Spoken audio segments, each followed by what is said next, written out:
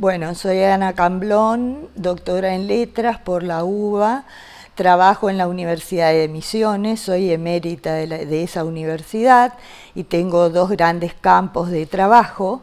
En el campo de la educación me especialicé en alfabetización en zonas rurales y de frontera, y de crítica literaria me especialicé en crítica genética en Macedonio Fernández.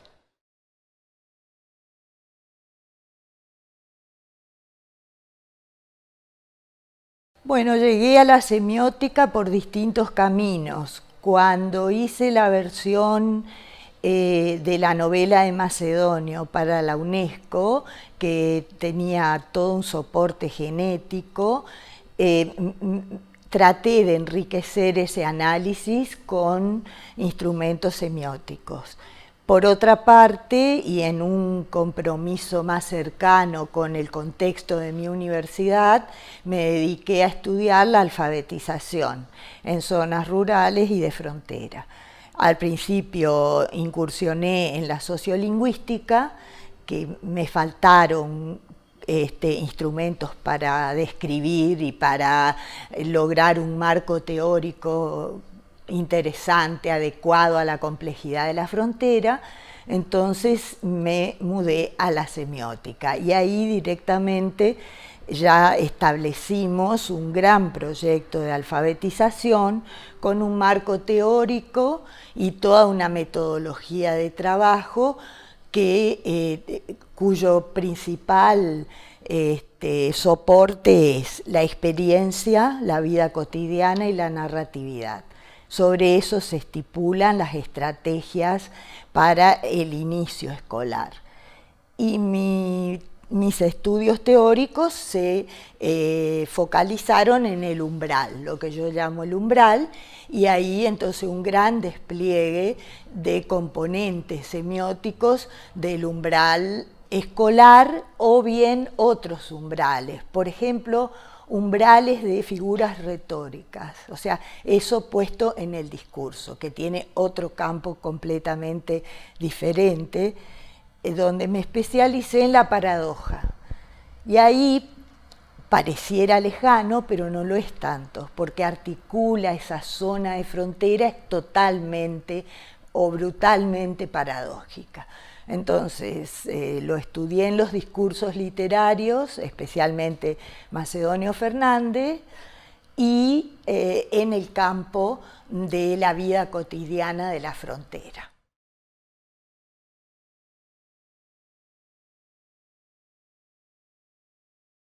Bueno, yo dirijo un programa de semiótica donde confluyen una serie de proyectos muy disímiles, pero a su vez articulados por distintos ejes de trabajo. Primero, políticas lingüísticas, ¿no? Porque en ese marco se toman decisiones y se hacen investigaciones en los campos institucionales, principalmente la educación. Dentro de ese marco está también el proyecto grande de alfabetización.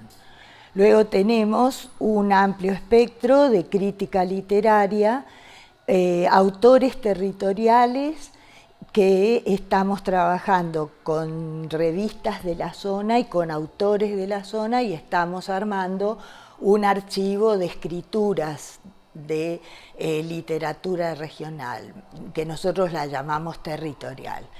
Y bueno, ese archivo está en un museo de allá de Misiones, y entonces estamos logrando que los autores nos den todos sus borradores para lograr un reservorio de escrituras.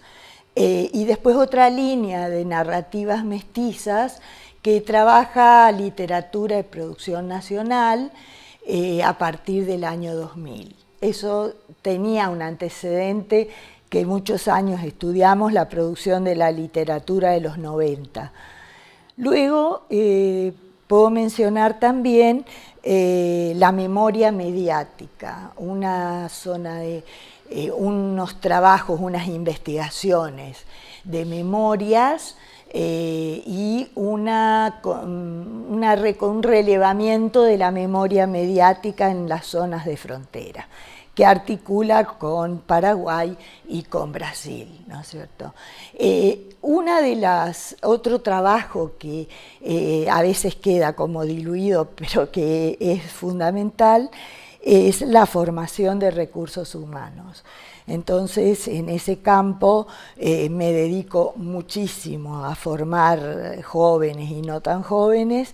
Hicimos una maestría en semiótica discursiva y ahora estamos dictando una especialización en semiótica de la lengua y la literatura, que está destinado principalmente, no exclusivamente, a los institutos de formación docente, aunque viene mucha gente de las universidades del entorno, ¿no?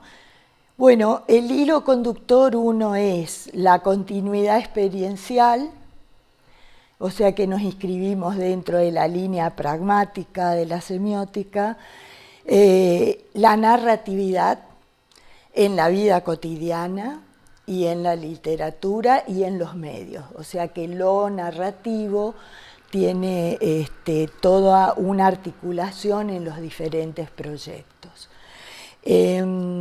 Bueno, el problema de la memoria, que es otro campo de trabajo, tiene por un lado discursos del peronismo, que es una tesis doctoral, la narratividad del niño en el umbral, es otra tesis doctoral, y la narración de manuales, la narración del material de lectura en las escuelas, ese también, o por ejemplo las circulares, estudiamos grandes periodos de las circulares que van a las escuelas y comparamos las circulares que que se emitieron en la dictadura y las que se emitieron durante la democracia, ¿no? Entonces ahí un poco, eso, análisis del discurso, ¿no? Tengo una de las doctoras que forma parte es especialista en análisis del discurso.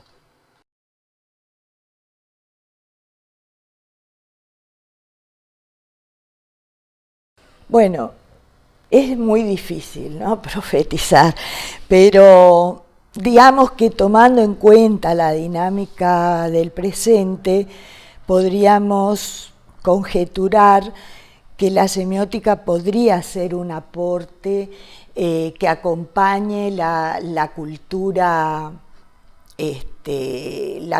mediática, las culturas complejas, la cultura de la tecnología.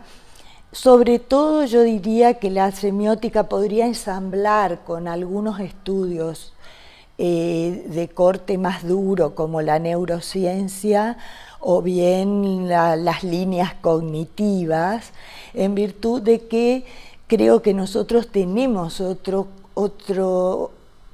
otra constelación de problemas, empezando por la significación y el sentido, y ahí en el centro de eso está para nosotros la conversación, sus retrocesos y sus cambios, las mutaciones que se van a dar en la condición humana, o sea que creo que también la biosemiótica deberá trabajar con la antropología, con la filosofía, con un campo más amplio y sin menos fricciones. No sé si eso será posible, pero siempre hay fricciones entre las disciplinas.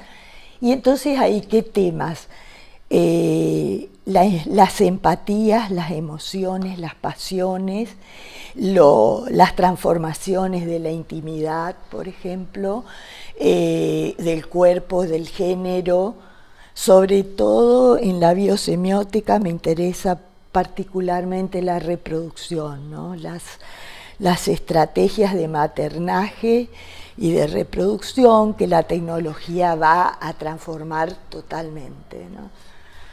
Bueno, creo que por ahí irá alguna de las líneas, pero como todo es tan voraginoso, no sabemos hacia dónde vamos, ¿no?